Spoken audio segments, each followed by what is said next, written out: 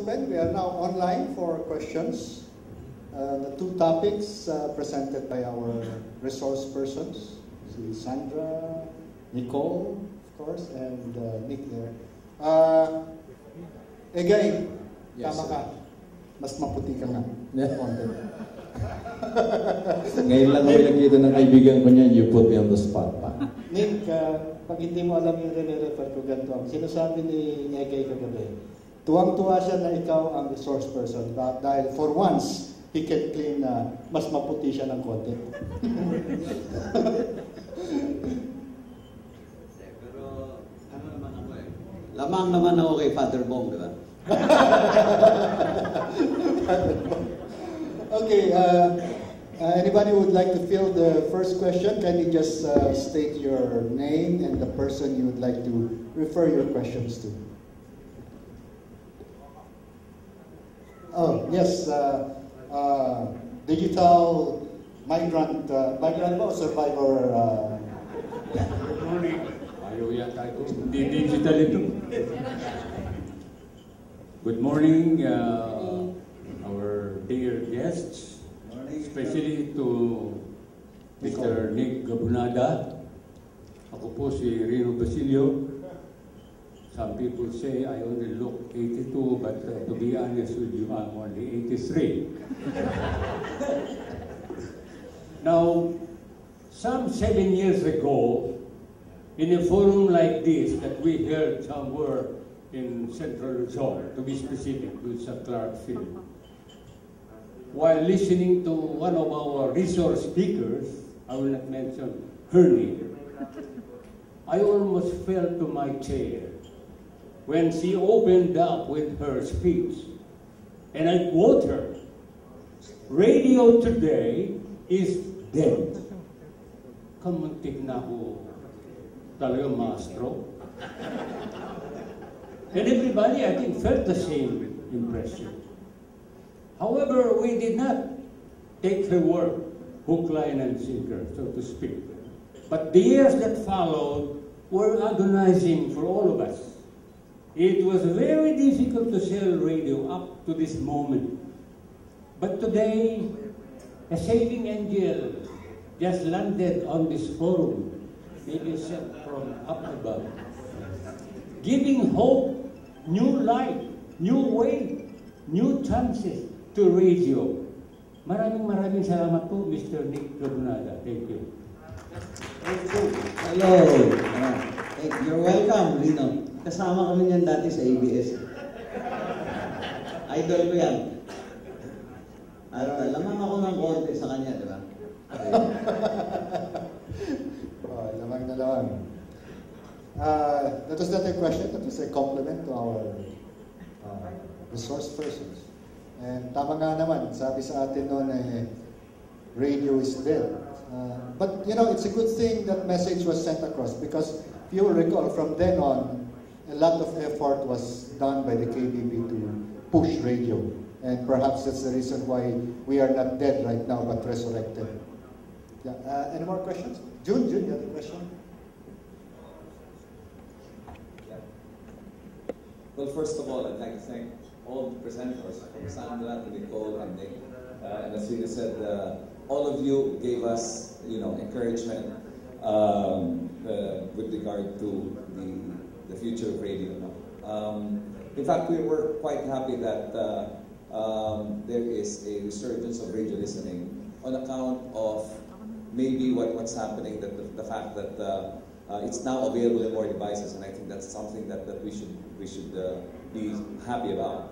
The fact that at least FM radios available in mobile phones, not having to go through 3G or just on the ordinary mobile phones is I think partly driving that. We've seen a research where it says 2 years ago the listening was down to about 70 some odd percent, and now it's more than 84% or 85% again because of mobile phones. And just for the information of everyone, I think we should campaign to give yung headsets so that they can continue to. Anyway, that's not my question. My question for both Sandra and Nick is about fragmentation.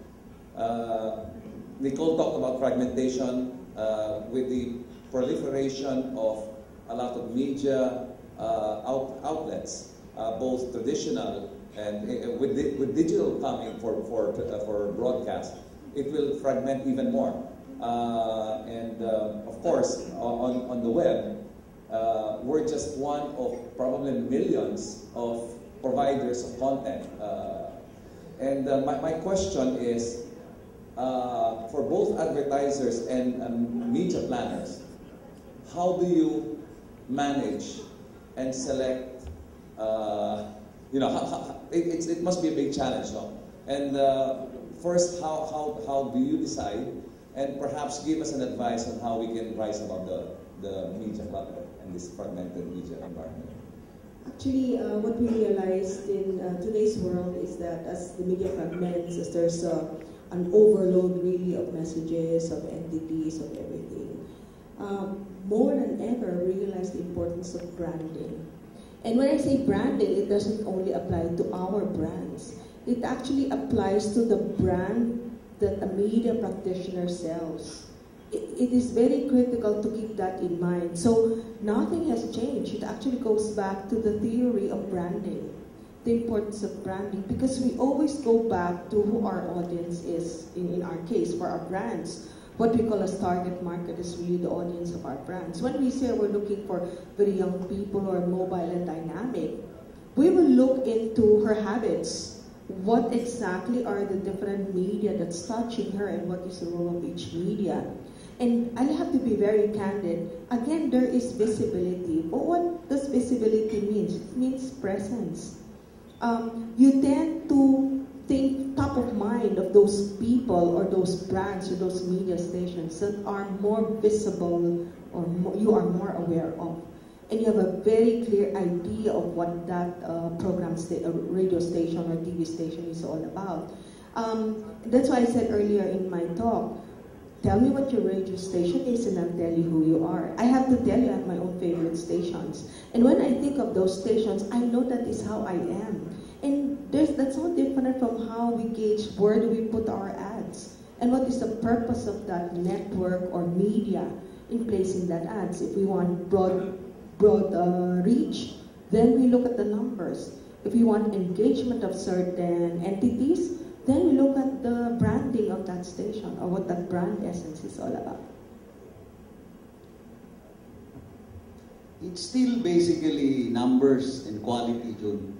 So you may not have all the numbers, but if you have the quality of audience that I like, I will go for your brand.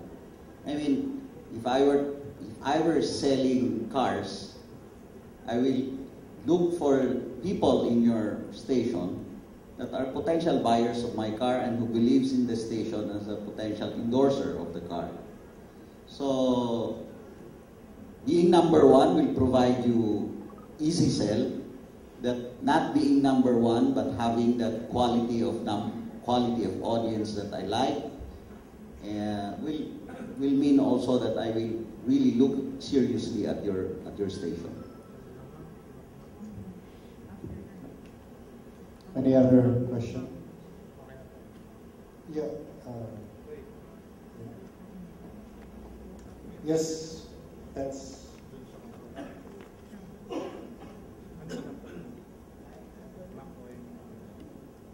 Efraim Guerrero from the Intermedia or National Council of Churches in the Philippines. I really appreciate the call propounded to us by Ms. Nichole when she challenged us that as an industry, we can come up with ways of promoting each other's station who are on live stream or in the different platforms. And I think this is also a call for the KBP, so that we maintain a website and maybe we can expand that so that it can carry some promotions of the stations, especially the local stations. Thank you very much, Nichole. Okay, there's another question. That's another compliment. Thank you. You want to comment further on that? Yes, I absolutely agree also with what the gentleman said earlier. It's not just smartphones and not just the web, but users can already listen to radio stations on their feature phones. And I've heard one or two radio commercials that have encouraged listeners. May cellphone ka ba? Alam mo ba na pwede kang makinig sa radyo sa gamit ang cellphone mo? So let's continue to promote this kind of behavior. For cell phones, for smartphones, for the web, it just encourages people to listen to what you're already broadcasting through whatever device they may have at that moment. So it's a great idea, I think. Meron na ba kayong app, KBP app? Wala pa, no? It might be a good idea to do that, di ba? KBP app. Yep. The order has been given by June to Erwin, and of course Arman. Yep. Yes, Bobby. I don't have a question. I also have I'd like to make a comment also. What struck me was Nichole's mentioning that this digital revolution is basically a series of tubes, no? Which is actually very revealing. I think with all this digital razzmatazz, people seem to be awed by all this digital revolution. At the end of the day, it's just indeed a series of tubes. It all boils down what has reverberated through this ballroom since yesterday, content. And I think, thank you also for giving us a ray of hope that indeed radio is not dead. The content and the creativity comes along with the radio broadcasters. We have that advantage.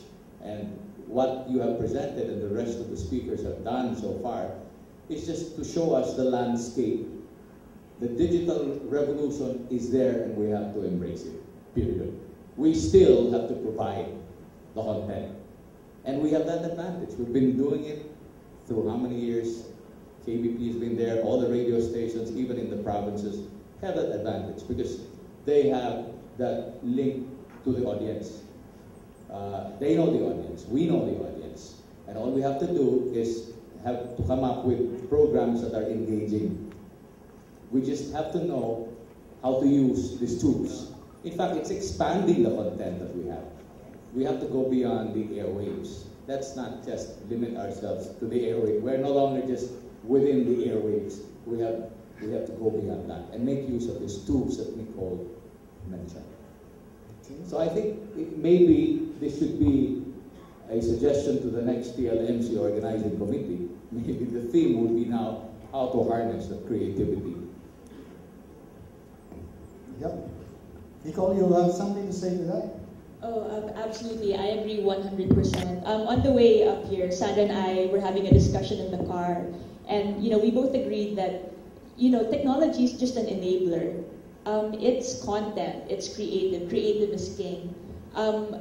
The executions, the campaigns that get the most attention, that work the best, aren't necessarily the most high-tech, the most cutting edge. It's what tells a good story. That's how you engage users. You can have the most amazing oven on earth, but if you don't have a good cook, you're not going to come up with a great cake. So it really is about the content. So yes, 100% agree. And I was just telling Nichole that probably if you guys are interested, we'll be very happy to host an hour or two on, digital activations and such topic that could stir interest in the KBP. The other thing that was coming to my mind is I actually realized a number of the radio stations do have OFW followers. When you go abroad, you know this, diba? Talaga yung longing nila for local material, for local news is so intense. And I think that's one mine that has not been, that's one gem that has not been mined. Kasi yung mga OFWs natin, ang lakas ng influence sa local families nila, ha? So that's just a thought that you might want to think about. And we're very regionalistic, right? So I would imagine a lot of people will be like me who always wants to listen into a radio station in Davao City to know what's happening there. Sinong sinalvage, sinong kalaban ng idol ko doon, at ang chismis doon, di ba? But now, it's very easy for me to listen in because there's a way for me to tune in to any of the radio stations there.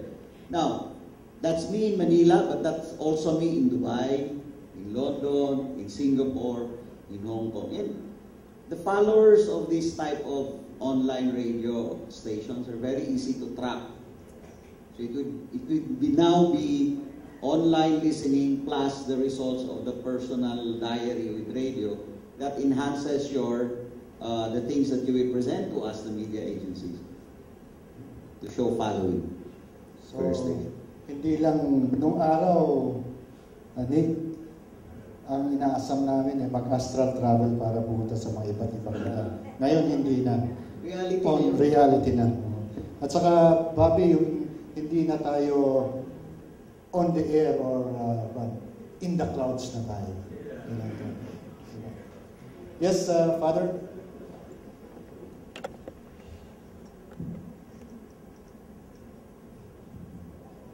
Maraming salamat kina Nick, Sandra at Nichole. I think we are in the same boat.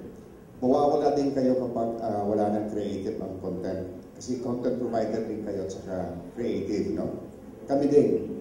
Kaya dahil magkasama tayo, let's get married then. Father will do the ceremonies. Then let's work for each other. Ang ibig sabihin yan. Let us support each other. Dahil mawawalan din kayo ng negosyo kung wala din. Okay yun, Father. Father will do the honors of the ceremonies. Yes, Francis. Thank you. Good day to our distinguished resource speakers this morning. We are all inspired by your support for the radio, and I think most of my colleagues here would like to ask this question. Paano ba kikita and how do stations that do not rate get business from advertisers? Okay, kala ko yung question niya na gusto natin ask lahat anong email address ni Nichole? Sa Facebook. Yeah, okay, Sandra, you'd like to... Actually, mahirap ng tanong niya, no? But as Nick has said, and I agree to that, no? It's not necessarily just all about rating. Now, so totoo lang ho, lahat ng proposals for Nestle, for example, we really have Zenith Optimedia handle that. Because we want their objective analysis and their recommendation. But if you ask me, it's the power of the idea. Lahat naman ho lahat ng malalaki ngayon nag-umpisa ng maliit, diba? I mean, hindi kailangan you have the numbers, pero pag meron kang binigay na idea na nagulat ka, champion mo yun eh. Kasi it's no longer, as Nichole said, it's no longer just ilang bang audience ng radio station yan. Kasi it goes through the line already. You have, pag pinot together mo yun, there's such a thing now as the understanding that people themselves are fragmenting. Hindi na isang klaseng tao, iba-ibang klaseng tao. So if we say yes, it means may match ho kami nakita sa audience ninyo at sa audience namin. And it's the power of the idea. If we say no, it doesn't mean, ay, ako, ang liit nila, hindi ganun yun eh. Baka hindi yun yung target audience namin. So if you ask me, it is the synergy of what we can deliver to a similar target audience, and then the power of the creative idea. As they said, content is king. Nick? I'll give you an example. You have your radio station with a good following online and offline, and then it's very easy. You approach me, I have a client, real estate company. You tell them, for example, we will hold some form of an activity in Singapore, in this place in Singapore, and then you will be sponsoring that, the real estate company. So conceivably, you have an online following, you also have a local following. You create that activity, you will be the one who will mount that activity, the real estate company will sponsor that because it's a selling tool for them, because you have OFWs there who will be attending that event. So that is an example of providing the client a reason to be with you and sponsor you for a certain activity. So it involves both something that is on air and off air. Now, translate that to other brands. Well, Sandra may not necessarily be interested in a Singapore event, but there may be other things by which you can create something that would make a brand relate to your programming. So, usually when in my media office right now, I normally give your AA some pep talk. Sabi ko, kailangan makipag-usap dito na na dala-dala ka lang ng rating na ikiusap ka. Dapat i-engage mo rin yung mga tao, excite them with what you offer, so that, and then since there are so many AA selling to 2 or 3 persons, you just have to give them an idea of why it makes sense for them to put a sponsorship in your station over the next 3 months, 4 months, or 6 months. You sell a whole concept for the brand that I am handling as a media agency. Now, sometimes hindi yan buo yung concept. But then, if we get us excited, we will work together. We'll give you all the suggestions. We will even help you sell that idea to our client, the Nestle, the advertisers. Yun lang yun. It doesn't have to be a proposal from the #1 station.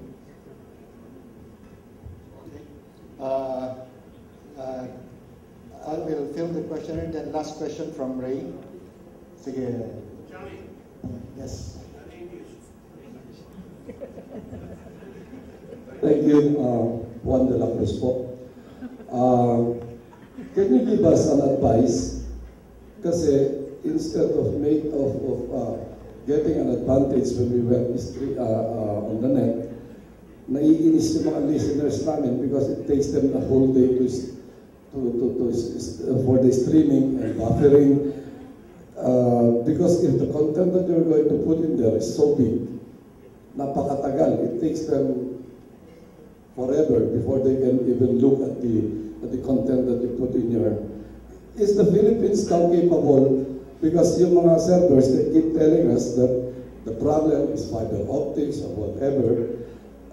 Do you have any server that you can recommend na mas mabilis mag-streamlining? The truth is that the Philippines right now is really quite a bit behind, let's say, the US or Western Europe when it comes to data speed. And unfortunately, our providers they're not there yet. So it's true.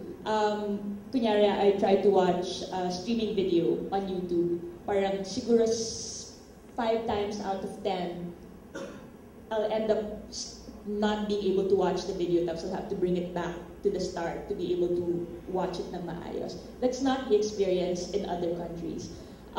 There isn't a quick solution.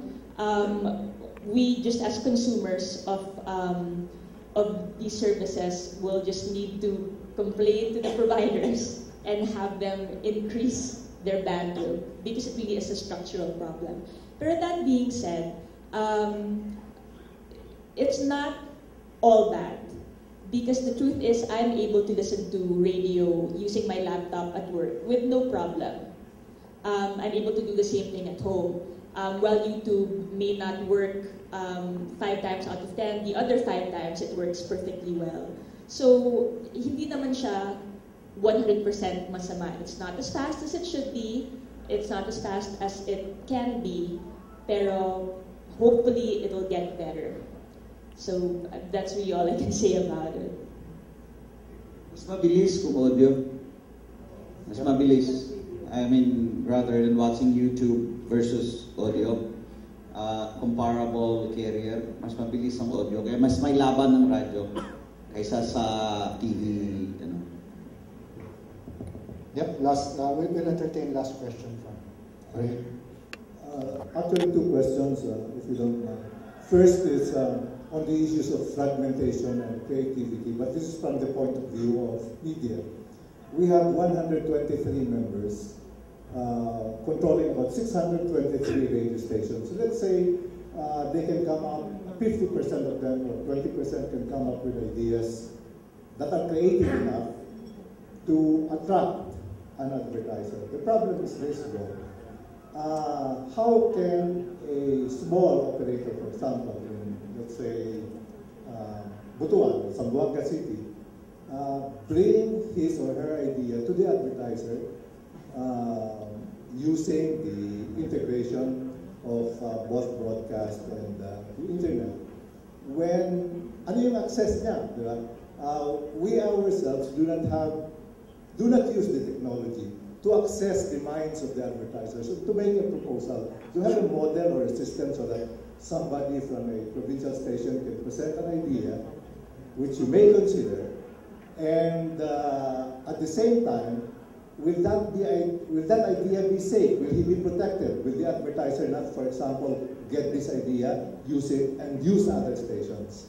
The second question is about research. What we're doing now is radio audience measurement. Considering all these developments that are happening, can you suggest some way that we can adapt the way of measuring our audiences so that they become more relevant to making a proposal, for example, to advertisers? Thank you. Sandra? That's a really tough question.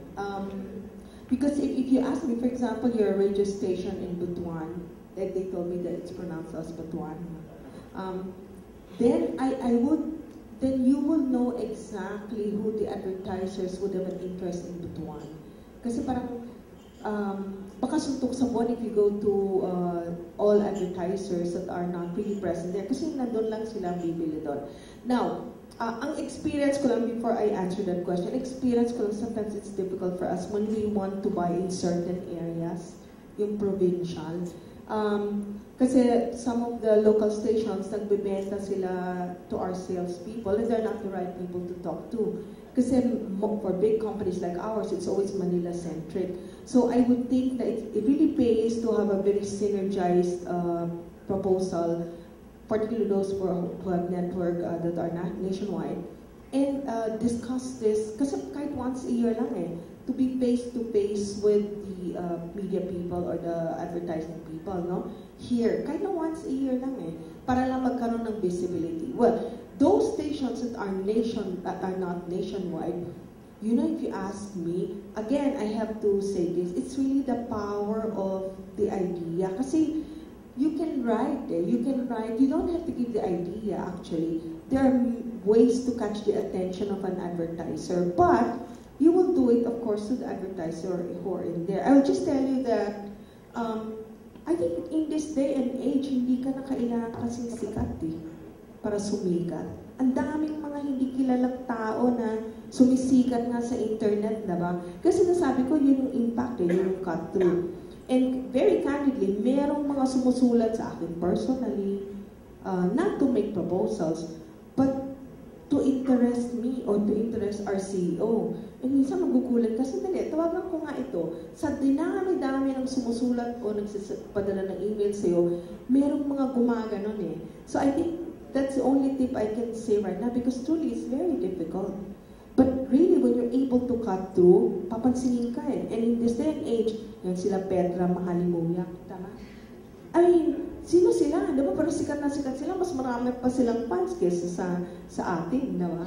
So it's really the day and age now of people, the people who are not big. Yun lang.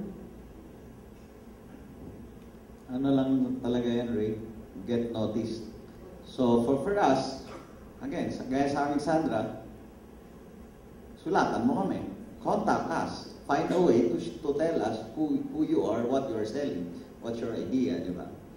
So if you look at those companies naman with the numbers whom we usually deal with, those are the guys who have made every effort to approach us, present us with the idea, show the reasons why we would have to buy into their stations. Okay, so it's been an interesting session. It's nice to know that radio is alive even in the digital age. And we have such bunch as Nichole, the young generation. Excuse me. Yung research question. Yung research question. Nga pala. Ray, could you restate the question? Yeah, well, I was saying that now we do research a certain way. Now, just radio metrics, how many listeners you have, you know. Do you have any suggestions if we can do something that will include some of the things that we're talking about in this session? Actually, I'm not a research person, but ang napapansin lang namin, kasi we have our own sites already digital, it's so easy to do quick polls. You know what works for us? Quick polls on the internet, kasi sumasagot sila talaga. And the thing about our Filipino consumers, gusto nila talaga ng media.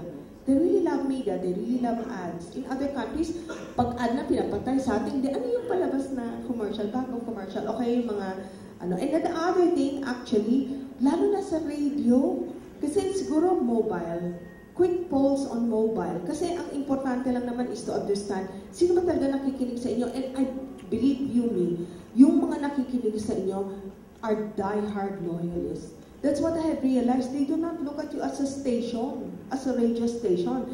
They look at you in the context of a relationship. Kaya pag nag-poll kayo, either through mobile, syempre babayad sila, no? Pero siguro pwede nyo kausapin ng internet or ang providers, or through emails. Diba libre naman ng emails, pwede sila sumasagot. Mataas ang internet cafe usage in the Philippines. Mahal ba? Pero nagpupunta na sila Nagpupunta na sila doon Anyway, yun lang. I don't know, Nick. There are also ways by which you can measure visits or engagement in your website. May mga tools naman available. There's a lot of several tools na pwedeng you will know whether people are visiting your site, what type of engagement they have with your site, etc. So pwede na ninyong magamit yon para pangdagdag doon sa survey data that you have and other data. So it will now be the usual audience survey plus the internet survey plus other quality survey that we have to use as tools. At madali lang yung kunin. Mas mahirap pa yung survey na nakalakihan ni Reggie. I just add a quick thing. I mean, us marketers, I was an offline person, by the way, before I became online. I used to work in print. So, yung nakasanayan na, and of course still useful to this day, is demographic research, because it's quick, it's easy. But essentially, it's a substitute for what we really want to know, and that's users' behavior. So I guess if we can keep that in mind, parang what to them will make them loyal to a brand, what makes them fall in love with a brand. Parang if we could get those insights, those are so valuable to me personally when I help craft campaigns on behalf of Nestle's brands. And of course, I'm sure to my counterparts in offline media as they craft their own campaigns. So, yung information na ganon, not just demographics, but also parang what they feel, what they believe, what they buy, what makes them notice things are very, very important to us. Okay. Sige na, si Mr. Chairman, otherwise baka he'll put me offline. Again, thank you very much for the inspiration. You are cool to the radio industry. The question is about the budget for radio. We're saying that radio is alive and kicking, and actually networks are doing a lot of innovations para we can of course be able to meet the challenge of the media. The question is how much of your budget preparation or forecast is allocated for radio? Just not the figure, just the percentage. Meron tayo. Kung meron, kung pwedeng masabi, I know that you've been candid to us. No? Kung meron kayong masabi, how is it compared to before, or just the last year? Kung bumaba siya, ang radio budget, saan pumupunta? Kung mag-increase siya in your forecast or preparation, saan manggagaling? Pwede ba malaman? Ma'am, Sir, Sandra, Nick, and Nichole? Hindi ko masasabi yung percent because it's confidential, no? But I can tell you this year, tumaas ang radio namin versus last year. And truly, the past years, it wasn't so. I'll be very honest, it wasn't so. Pero this year, tumaas. Bakit? Kasi may nakita kaming, one, yung tinatawag mo na low-hanging fruit. Because one of our small brands, sabi niya, ay, konta lang budget ko, mag-radio ako. And she showed us that it worked. Sabi, ay ma'am, kung madaho benta ko, ang galing. Nadinig nung kabilang brand, kung nabenta mo, ano ginawa mo? Sabi, oo. So lumaki. It's really low-hanging fruit, and then pag nakita nila merong success, tumataas. Now, how it goes through the years, it really depends on the ideas, as I said. Thank you. Hindi pa tapos yung meetings ko with our advertiser clients, but for those that we have started to have a fix on the budget for next year. There are movements towards radio, pero very iffy nga, as I was saying here. So the advertiser was saying only if an idea is really presented will we shift this budget from this medium to this medium. Pero at least there is a direction towards that. I will have a better handle towards the end of the year, early next year. That is the trend I'm seeing right now.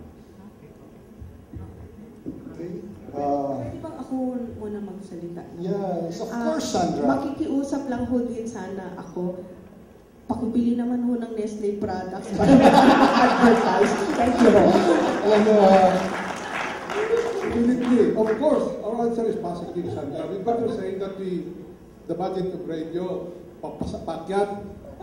Di ba, lahat tayo bibili ng product ng Nestle? Yeah! Yung mga terminologies nila kanina, si Sandra sinasabi na we should keep in a relationship with radio. Si Nick sabi niya, that should lead to engagement. At so si Nichole sabi niya, let them fall in love with you. Yeah? Kaya tayo, palagi ang ating status complicated. Okay. With that, we end our session. And it was a very fruitful session. Radio survive online or offline. And Father Bong said, let us marry. Yes, he'll marry us. Okay. And Bobby said he'll keep us up in the clouds. All right. Okay, ladies and gentlemen.